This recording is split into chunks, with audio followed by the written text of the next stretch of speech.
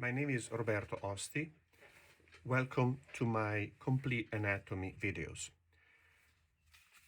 In these first three videos, I discuss in depth the structural, volumetric, and anatomical myological characteristic of the male torso.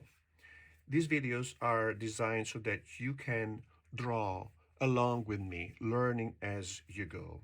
As I draw, you copy what I do, and you can stop the video, take your time, restart the video, restart drawing, so you'll have ample time to practice not just understanding the anatomical characteristic of the human body, but also practice techniques. In the first video, I discussed the skeletal and structural characteristic of the human torso, proportions, landmarks from the front view and the three-quarter point of view. This is important because it will start giving us a more three-dimensional understanding of the volumes of the body. The second video, instead, is dedicated to the skeletal and muscular connection, where I will discuss the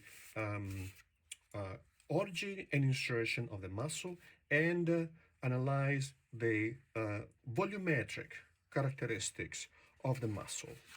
This will be a very important knowledge to have when we will start copying the model and be aware of how the various forms of the body connect with each other and what kind of three-dimensional characteristic they have.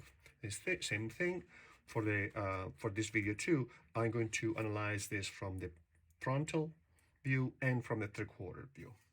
The last video is dedicated to the muscle, the superficial muscle of the torso.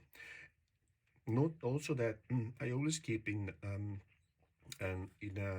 consideration the skeletal connection whenever I demonstrate, draw a muscle. Equally, as for the other videos, I will also create a quick demonstration of the three-quarter point of view, just to give you a much better, much more clear understanding of the three-dimensional characteristics of the human body. Enjoy.